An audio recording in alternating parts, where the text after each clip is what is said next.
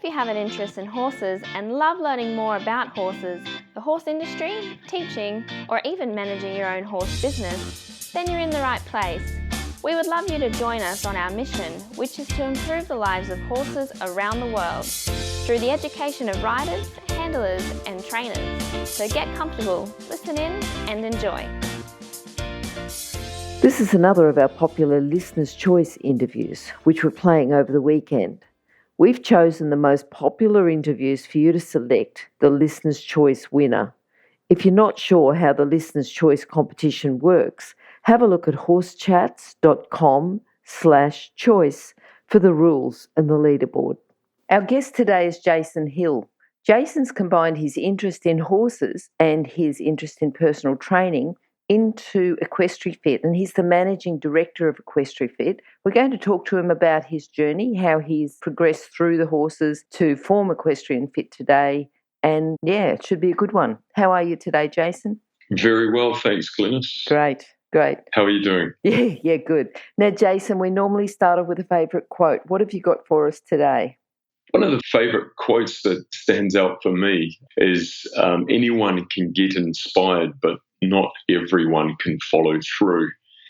That really has been at the fore in the development of the EquestriFit program, but also as a rider, also for me. Yes, as a rider, I'm sure, and personal trainer, and I'm sure within EquestriFit you use that because people do get inspired. They can go somewhere, get inspired, get all motivated up, but it's that following through that counts, isn't it? Absolutely. It's the consistent, not an occasional effort that will make the difference ultimately. Yeah, no, that's good. Now, Jason, tell us about how you started with horses, and not just how you started, but what your very first memories were.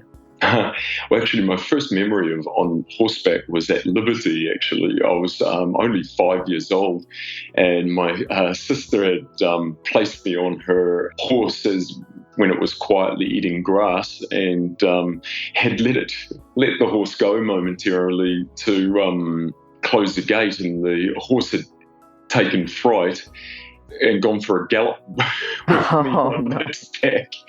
Unfortunately, it liked grass more than it liked to gallop, so it was didn't go far. But that was my earliest memory of riding a horse at Liberty.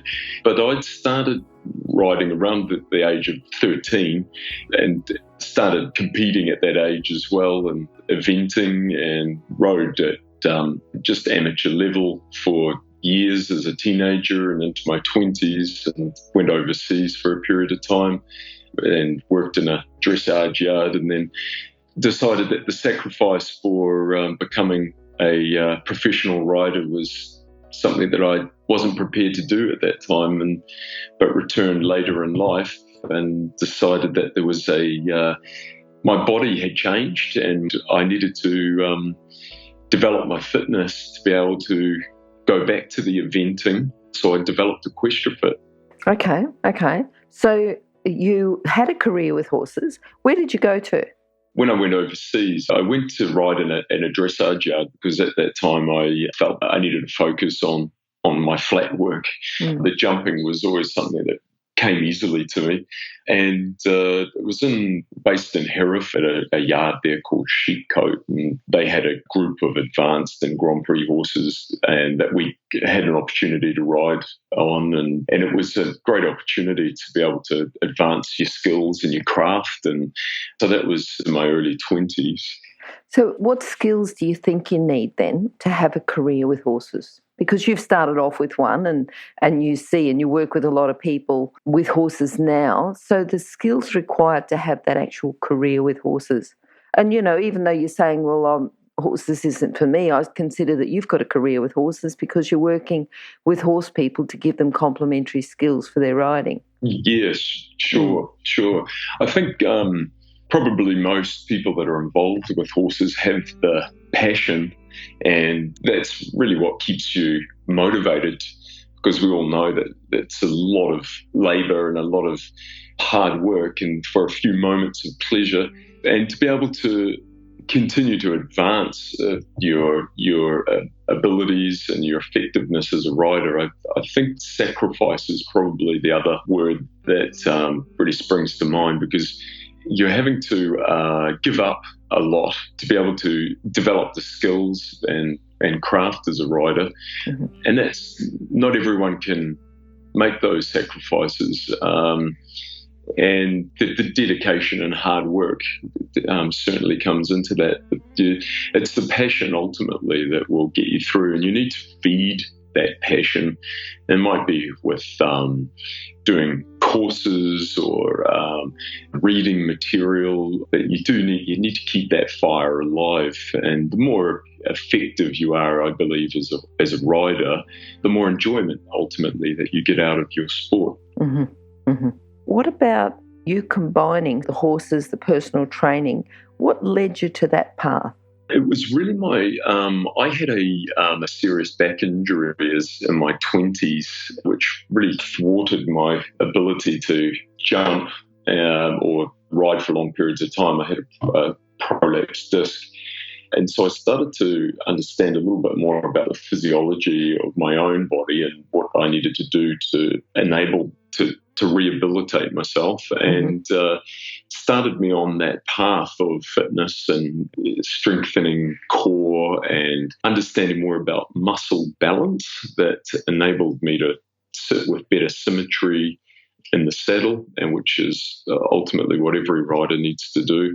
So that was really where the journey began. And I realized coming back after a period away, traveling overseas, that my stability and balance had changed, and that I needed a means of regaining that response from the body that comes so easily when we're young. Mm-hmm. And so I built Bounce, which is a functional training platform. Essentially, it's a saddle that riders sit in, and it's suspended, and it's reactive. So the rider's always having to balance themselves while they train off external resistance, which is resistance bands, and they do a series of exercises to develop their 2-point position, their jumping position, and and while seated in the saddle. Mm-hmm. Mm-hmm. Now, what do you think is the best thing about working in the horse industry?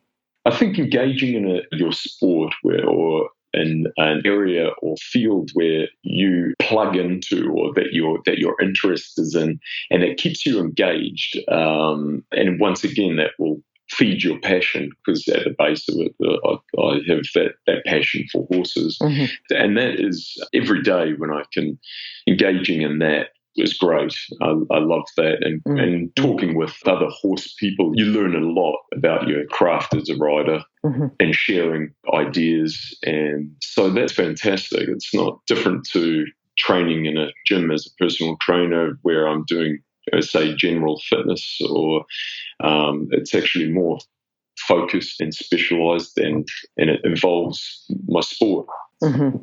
So that's a wonderful part of what I do. Yep. Yeah. And most people say, it's the horses and the people. And a lot of the time, it all comes together, doesn't it? Yes, yeah, absolutely. The social aspect of it, meeting some great people along the way with a lot of experience. And I find every day, I've been riding horses for a long time now, and every day I'll learn something new. Yep.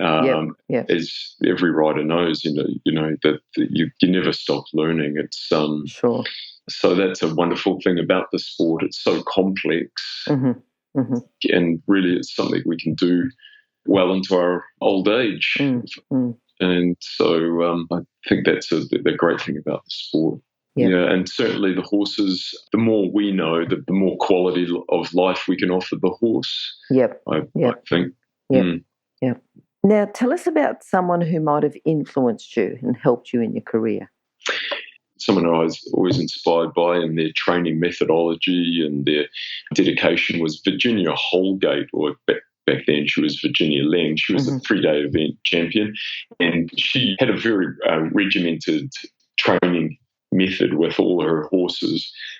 And I visited her yard at one stage when I was in the UK, and it was run like it was a very tight ship that she ran. But it really, and what I think really stood out there is, she was so consistent with her training.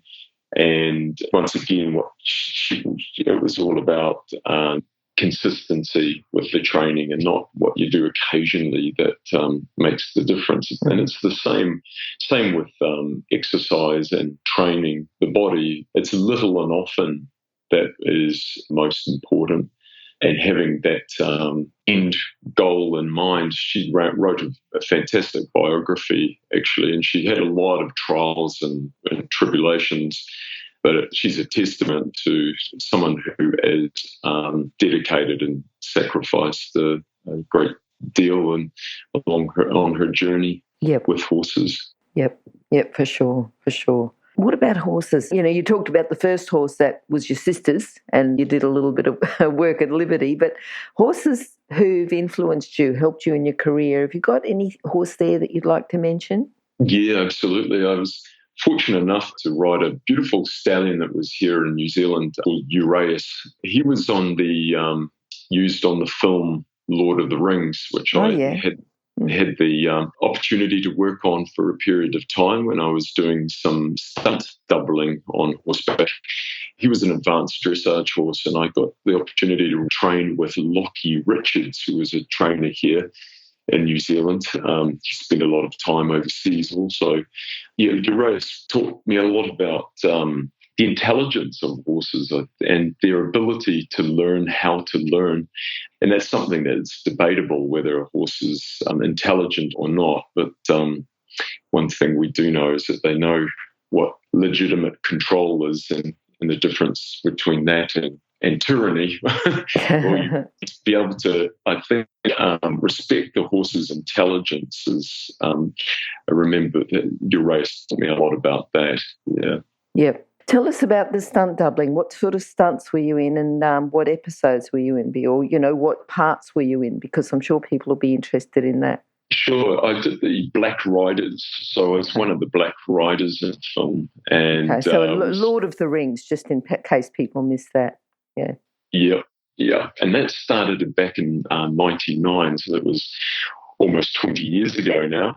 And that was a epic production to work on. I was worked in the horse department, and we did filming throughout New Zealand, Mount Ruapehu, in the South Island and Central North Island. And then that was in the first film, and then in the second and third film, I did stunt doubling for Viggo Mortensen. So there was battle scenes that if the actors were ever at risk, they would put us on. So it was there was some period of over 2 to 3 years off and on where there was work that I was involved with in the film, and yeah, that was a wonderful experience, and taught me a lot about agility and control and precision of riding also. Yeah.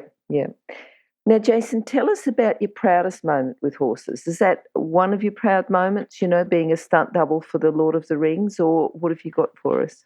Yeah, that would be one of the moments, definitely, and one of the most memorable experiences. Recently, the equipment that I designed and built for equestrians to Equitana that came here to Auckland at the end of 2017, and that was a real test to see how it would be received with the equestrian fraternity, and I had an overwhelming response. It was fantastic, actually, and it encouraged me because it's been 7 years in the making. First had the idea about 10 years ago, and so it's been developing it for this period of time. So that was a very proud moment at the Equitana, and was hoping to bring it to Equitana in Australia at possibly even this year. So, okay. Oh, that'll be good. Yeah. All right. Now, thinking about where you are now, what's been your biggest challenge? You've talked about the problems with your back. You've talked about the length of time that it's taken to develop, a product. It does take a while. But what do you think's been your biggest challenge to get where you are now? I think probably the belief in myself. Yeah. That's maybe something that I would say everyone struggles with at some level. The belief that the product would actually work, that's the unknown. And so you get used to developing a product and facing the unknown every day and continuing to believe that it is going to work and it's offering value ultimately. And so that has been a challenge. I think as a rider also, I'm sure other riders experience this, is the belief in yourself and the belief in your horse, and that you have the ability to be that effective rider with a goal or a purpose, and strategically and incrementally work towards that. And that's the thing, is that each day, I believe, if you're doing one thing towards that goal, you're on the right path, and you don't always feel inspired to do that one thing, but you do need to make that commitment to at least one thing towards that goal. And that, I feel, is what's important, and to continue to believe in yourself and your abilities and your talents, because everyone has talents in different areas, and it's to respect other people's talents, but also respect your own. Yeah. I'm just thinking, I'm going back to the favourite quote, anyone can get inspired, but not anyone can follow through. And looks like you've had your challenges following through, but you've kept going, which is great to say. Yeah. Now, putting on your coach's cap, you talked before about fitness, core strength, stability. As far as riders go, what sort of exercises can riders do to improve this, so they can do exercises off the horse to improve the time when they're on the horse? Sure. Latest studies around variability training have shown that is most effective for developing skills and stability and effectiveness in your chosen sport. So variability training is moving the body on its many different planes of motion and giving it varied stimulus.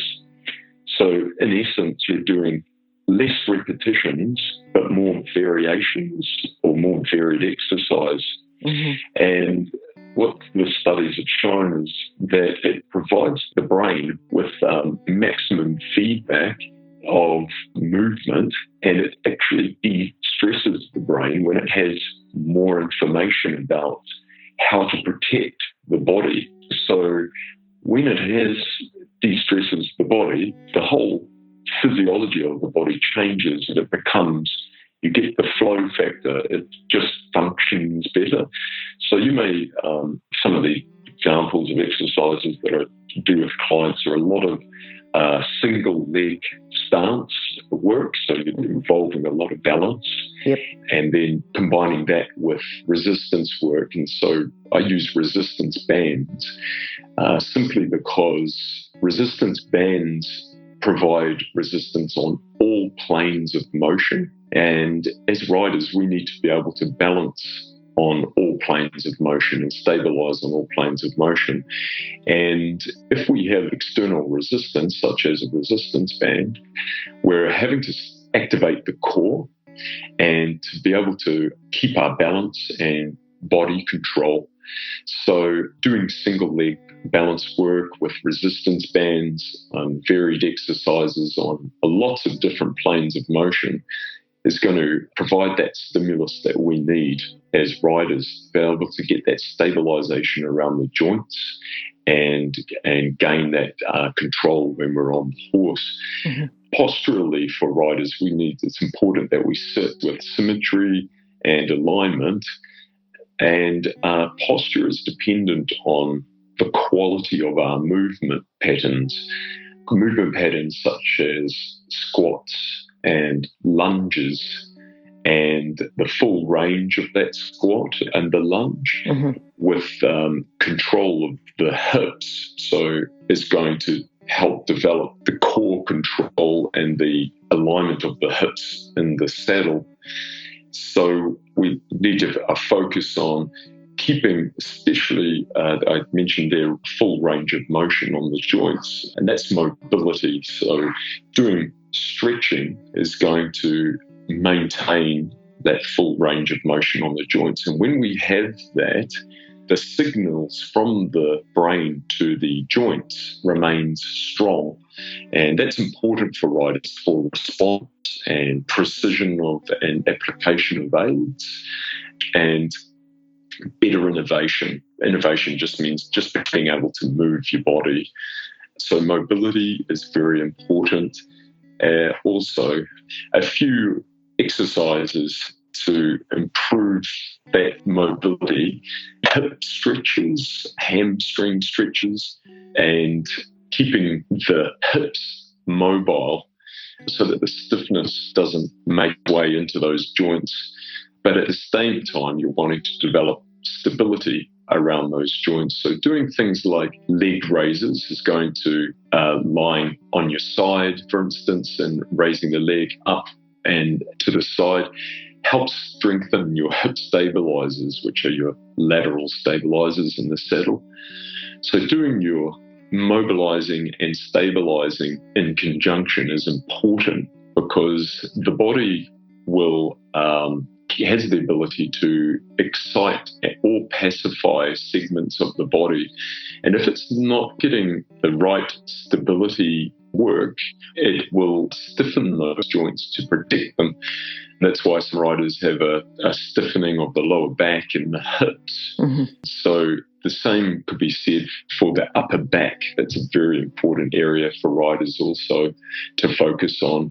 Doing a simple exercise over an extension exercise, like over the back of a chair. When you're seated in the back of a chair, just simply take your hands behind your head, open up the chest, extend back, and be able to retain the movement in that upper back area is very important to enable the core to function effectively.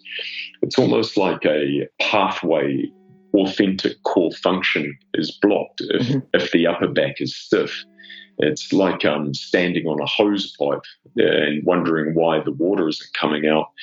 If you've got good mobility in that upper back area, it will help your core to function. There would be some fundamentals for riders. Wait, can you hear anything? No? That's because we're waiting for someone with a good quality horse product to be advertised here. If that's you, then contact us, horsechats@horsechats.com, and we'll send you the details.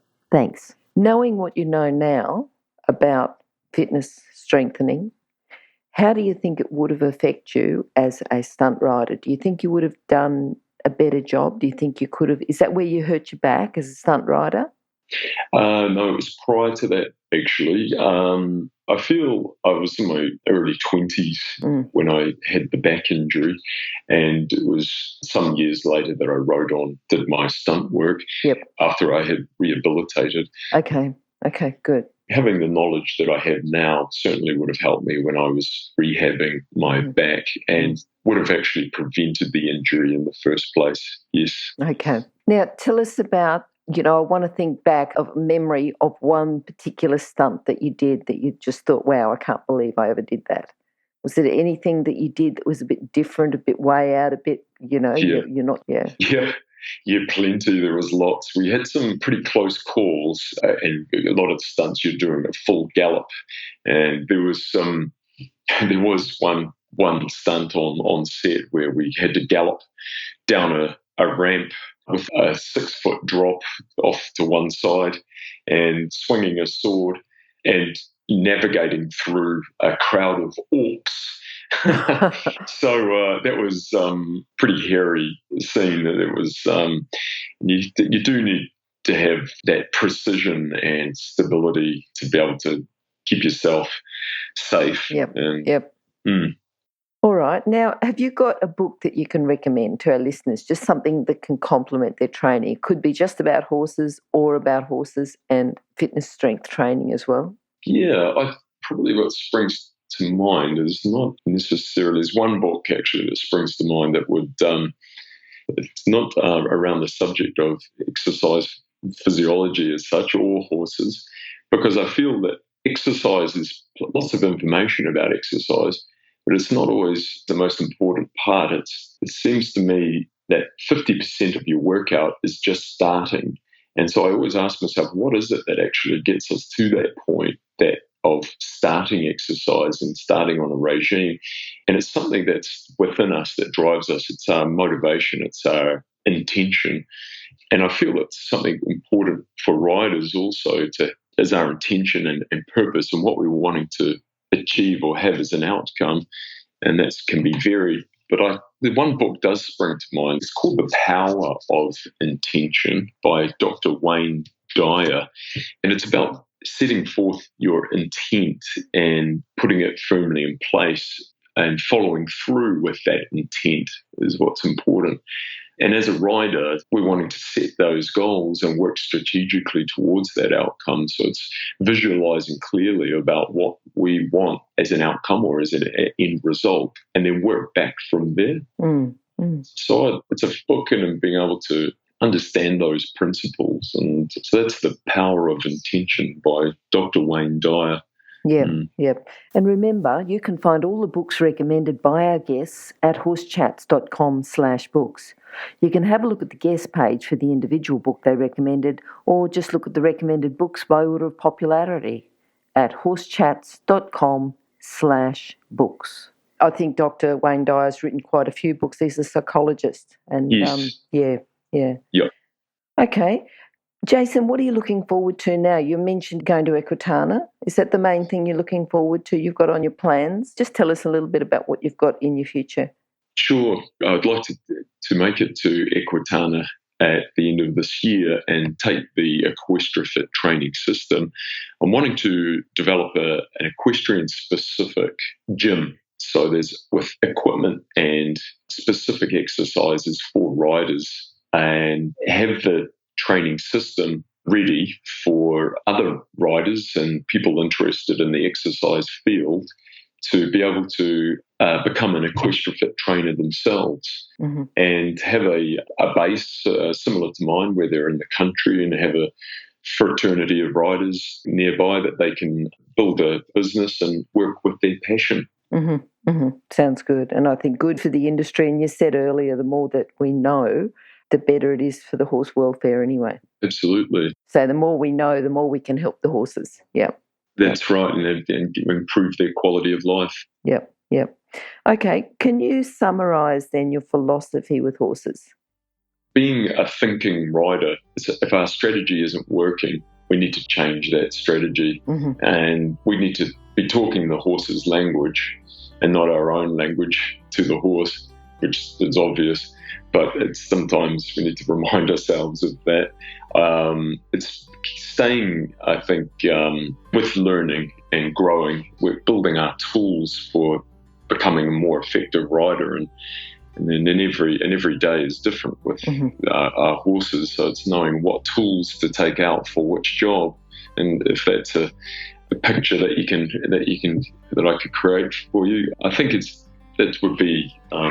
Stay thinking. It's the thinking riders, and those are the top riders that you see, the professionals. They are always understanding more about their horses every day and staying engaged. Okay. Now, Jason, how can people contact you? Through the EquestriaFit website at equestriafit.co.nz, or Jason at equestriafit.co.nz, and I have contact details there. I also have a Facebook page, and I'd be happy to help anyone that's interested in taking their riding to that next level. Brilliant. The other thing too, Jason, your details will be on horsechats.com/Jason Hill, or just go to horsechats.com and search for Jason. Brilliant. Okay. All right, Jason, thanks very much. I think you've brought in a new perspective, something more for riders and horse people to think about, and something that you said, the more we know, the more we can help the horse. I think that's part of what we do. It's, education. The more we know, the more we can help the horse. So thanks very much for talking to us today, and hopefully we'll talk to you again sometime soon. Excellent. Thanks, Glenys. Bye. Bye. Now, if you're still there, you probably know that I'm absolutely passionate about education within the horse industry. That's why I host this podcast. My other venture is Online Horse College. Have a look now at onlinehorsecollege.com and I'll see you over there. Remember that our comments and instructions are general in nature and do not take into consideration your individual horses or your individual ability and circumstances. If you enjoyed this podcast, then please leave your comment below.